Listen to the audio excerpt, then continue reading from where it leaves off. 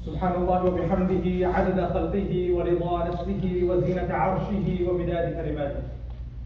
بسم الله الرحمن الرحيم. يا أيها الذين آمنوا كتب عليكم الصيام كما كتب على الذين من قبلكم لعلكم تتقون. رب اشرح لي صدري ويسر لي أمري واحلل عقدة من لساني يفقهوا قولي. اللهم أرنا الحق حقا وارزقنا اتباعه وأرنا الباطل باطلا وارزقنا اجتنابه. AlhamduLillah Rabbil Alameen. We thank Allah subhanahu wa ta'ala. We glorify Allah subhanahu wa ta'ala for giving us the ability to gather here to celebrate this blessed day. Oftentimes when Eid al-Fitr comes around, it's a day of mixed emotions. On one side, we are sad to see that Ramadan has come and gone. And on the other side, we are thankful to Allah subhanahu wa ta'ala who has given us the opportunity to witness and to be part of Ramadan. And to be part of those people who have another night of Laylatul Qadr. May Allah subhanahu wa ta'ala accept it from all of us. Ameen. As Ramadan started, and throughout Ramadan, our Khateeb, our Imams, perhaps our loved ones, or even through social media, we were often reminded of a very powerful verse. And it is that verse that we are celebrating today. Where Allah subhanahu wa ta'ala says, يَا أَيُّهَا الَّذِينَ آمَنُوا كُتِبَ عَلَيْكُمُ الصِّيَامُ كما كتب على الذين من قبلكم لعلكم تتقون. O you who believe, fasting has been prescribed upon you the way it's been prescribed upon the generations before you. So when we take this verse and we act upon it, first of all, this verse is addressed to you and I, as believers. يا أيها الذين آمنوا. On top of that, Allah subhanahu wa ta'ala has made fasting obligatory. It's prescribed it upon us. And for the past month, that's exactly what we did. But what have we achieved through this? By spending this time fasting for the sake of Allah subhanahu wa ta'ala. Allah subhanahu wa ta'ala mentions it at the end of the verse where He says, لَعَلَّكُمْ تَتَّقُونَ, so that perhaps you may be people of taqwa. We spent 30 days staying away from something that Allah subhanahu wa ta'ala has made permissible outside of Ramadan, eating and drinking. But on top of that, we guarded, we might say, or we were cautious about what we may see, where we might go, our anger. We were cautious about the way we spend our time. We increased the way we spend our time in engaging in the remembrance of Allah subhanahu wa ta'ala, whether it be through qiyam, whether it be through reading the Quran, whether it be through dhikr. And that, my brothers and sisters in Islam, of being cautious of the way you're spending your time for the pleasure of Allah subhanahu wa ta'ala, that is what taqwa is, and that's what we have been spending the last 30 days building. Umar ibn Khattab radiallahu anhu, he asked Ubay ibn Ka'b, he said, what is taqwa? You see, the Arabic language, before I get to that story, the Arabic language is a comprehensive language. Oftentimes, Arabic cannot be equally translated by a term in English. Rather, it takes a phrase of English to properly translate a term in Arabic. So he asks Ubay ibn Ka'b that what is taqwa? And he says, it is as if you are walking through a garden or a path, and there's thorns upon it. How would you walk on that path? Abu Khattab said that I would be careful. I would watch that my clothes don't get caught in the thorns. I'd be careful on each step that I take. Ubay ibn Ka'b said that is taqwa. To be conscious of Allah subhanahu wa ta'ala. To be mindful of Allah subhanahu wa ta'ala. So for the past 30 days, we engaged in abstaining from something that Allah made permissible, and on top of that, we went the extra mile of increasing ourselves in the worship of Allah subhanahu wa ta'ala to obtain His pleasure, to obtain His mercy, to obtain it. And we built this habit of taqwa. You know, psychologists say that it takes about 26 to 30 days to build a habit. So now that we built this within ourselves, this taqwa, how do we protect it? Well, the answer to this comes to us in various passages throughout the Quran, but there's one that I want to highlight today, which comes from Surah Al-Imran, where Allah subhanahu wa ta'ala begins a beautiful passage by first describing Jannah, a visual description, and then He says, أُعِدَّتْ لِلْمُتَّقِينَ, that this is what has been created for those who have taqwa. And then He goes on to talk about the characteristics of the people of taqwa. And He says, الَّذِينَ يُنْفِقُونَ فِي السَّرَّاءِ وَالضَّرَّاءِ وَالْكَاظِمِينَ الْغَيْظَ وَالْعَافِينَ عَنِ النَّاسِ.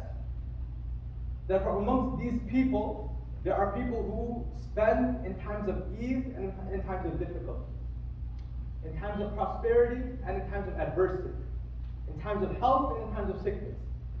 Now, the primary translation of what's being spent is wealth, but scholars also say that it's also our time.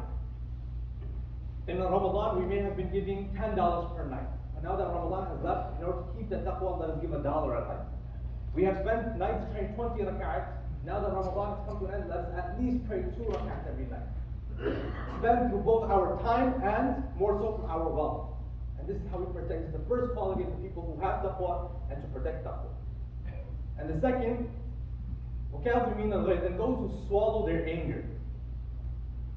You know, it's really hard to control anger. You see, taqwa is the status of the heart that affects the mind. It's a status of the heart that affects the mind. So when a person gets angry, it clouds their judgment and they're no longer can be mindful of Allah. That's why you'll see oftentimes when people Faraz Hashmi they say, I'm sorry, Khatib anger has overtaken me. नमाज ईद फितर से पहले. So in order to guard the heart, the condition of the heart, it's important to swallow our anger. وَالْعَافِينَ عَنِ النَّاسِ. Third problem, those people who forgive others, to keep the heart soft. अल्हम्दुलिल्लाह ये हाफिज फराज हाशमी इसी मस्जिद से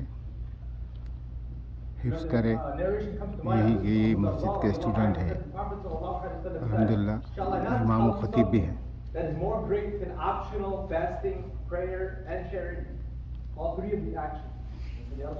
इनके मस्जिद में कभी कभार खास मौक़ों पे इनको बुलाया जाता है. Bring two people together. So if you're sitting here today and you have a rift or a नमाज dispute Eid with Fitr someone, you use पहले today as Eid to mend इसका that खुतबा relationship. दे रहे हैं.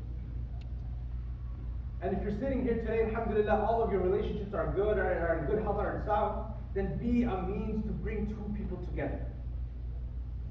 Take that as an opportunity that Allah subhanahu wa ta'ala has given you to mend two people together and to draw yourself closer to Allah subhanahu wa ta'ala. And then the verse concludes, Inna Allah yuhibbul muhsinin. And then in the next verse, Allah subhanahu wa ta'ala mentions one more characteristic. And He separated this to specifically highlight this one characteristic. And He says, وَالَّذِينَ إِذَا فَعَلُوا فَاحِشَةً أَوْ ظَلَمُوا أَنفُسَهُمْ ذَكَرُوا اللَّهَ فَاسْتَغْفَرُوا لِذُنُوبِهِمْ وَمَنْ يَغْفِرُ الذُّنُوبَ إِلَّا اللَّهُ. The verse continues on. And He says that those people who then accidentally slip up, or they commit a grave mistake, or they commit a shameful act, then they rush back to the remembrance of Allah subhanahu wa ta'ala, and they rush back to the forgiveness of Allah subhanahu wa ta'ala. These people are also included in those who have taqwa. And then again Allah subhanahu wa ta'ala in the following verses mentions the description of Jannah, and then reminds us that that all of this is guidance to those who have taqwa. So we talked about building taqwa throughout Ramadan, and we talked about how to protect taqwa. Now briefly before I conclude, I want to talk about the benefits of taqwa. And there's two types of benefits. The first benefit is individual. What do we individually receive? The first thing that we individually receive, the most important, is Jannah. Throughout the entire Quran, Allah subhanahu wa ta'ala has mentioned Jannah alongside with taqwa. إِنَّ لِلْمُتَّقِينَ مَفَازًا إِنَّ لِلْمُتَّقِينَ فِي ظِلَالٍ وَعُيُونٍ إِنَّ لِلْمُتَّقِينَ فِي جَنَّاتٍ وَنَهَرٍ. Allah subhanahu wa ta'ala has correlated the descriptions of Jannah and the people of Jannah with taqwa. That's the first part. And then the second one, Allah subhanahu wa ta'ala tells us in Surah Al-Talaq, وَمَنْ يَتَّقِ اللَّهَ يَجْعَلْ لَهُ مَخْرَجًا. That those people who have taqwa, Allah subhanahu wa ta'ala will find a way out for them. Take care of their affairs. As long as they are mindful of Allah subhanahu wa ta'ala, Allah subhanahu wa ta'ala will be mindful of their affairs and rectify all of their affairs. And the next verse continues on saying that Allah subhanahu wa ta'ala will provide for them in ways they could have never. All due to one ICCD, characteristic that we have spent 30 days building. That's the first personal level of benefit of taqwa. The second form of taqwa is the benefit that comes to the entire ummah. You see, where I'm standing today, the Khateeb stands every Friday, and not a khutbah goes by where he mentions the following verse: يَا أَيُّهَا الَّذِينَ آمَنُوا اتَّقُوا اللَّهَ حَقَّ تُقَاتِهِ وَلَا تَمُوتُنَّ إِلَّا وَأَنْتُمْ مُسْلِمُونَ. This verse is always recited every Friday to remind us, O you who believe, be conscious of Allah subhanahu wa ta'ala the way Allah subhanahu wa ta'ala deserves to be conscious of. And immediately after that, the verse is وَاعْتَصِمُوا بِحَبْلِ اللَّهِ جَمِيعًا. That hold on to the rope of Allah subhanahu wa ta'ala and do not split. Become one. So every time that we hear these verses in the khutbah prayer, in the khutbah every Friday, we should remind ourselves and reflect over the fact of where does our taqwa stand? How can we increase our taqwa? And reflect over how our taqwa shapes the condition of the ummah. You see, we look at around the world and we see what's happening We see what's happening with our Muslim brothers and sisters in Syria. We see what's happening with our Muslim brothers and sisters in Kashmir, in Palestine. Every year the atrocities that take place at Masjid al-Aqsa. Right? And we ask ourselves, what should we do to help? Protesting and writing letters to our senators, this is all there, it's all necessary, but it's all secondary. The first primary objective is to build taqwa within ourselves. And Allah subhanahu wa ta'ala mentions in Surah Al-Imran 2, says, وَإِن تَصْبِرُوا وَتَتَّقُوا لَا يَضُرُّكُمْ كَيْدُهُمْ شَيْئًا.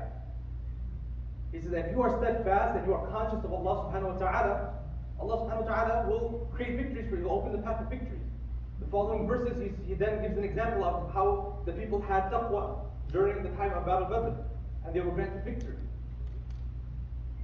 And we should remind ourselves that how our taqwa, it's hard to imagine sometimes, how does our taqwa play a role in the ummah's condition? How can my individual taqwa play a role in the entire ummah?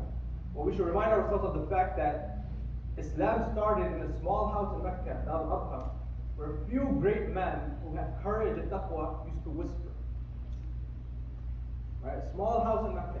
Now today, that same place, relatively 1400 years later, had 22 million people come and pray there this year. SubhanAllah.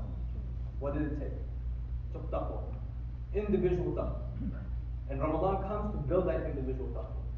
Then we protect that taqwa. Then we teach that taqwa to our families. يَا أَيُّهَا الَّذِينَ آمَنُوا قُوا أَنفُسَكُمْ وَأَهْلِيكُمْ نَارًا. Protect yourselves and then your family members. And then after that, once your family members have been implementing everything that Allah subhanahu wa ta'ala has made permissible, has made obligatory, and have abstained from everything that Allah subhanahu wa ta'ala has prohibited, then it's time to work towards the community, to be a part of the community. وَكَانَ حَقًّا عَلَيْنَا نَصْرُ الْمُؤْمِنِينَ. It was this part of the verse that Salah ad-Din Ayyubi was motivated by, to help the ummah, to help reunite the ummah. It is a right upon you to assist your believers.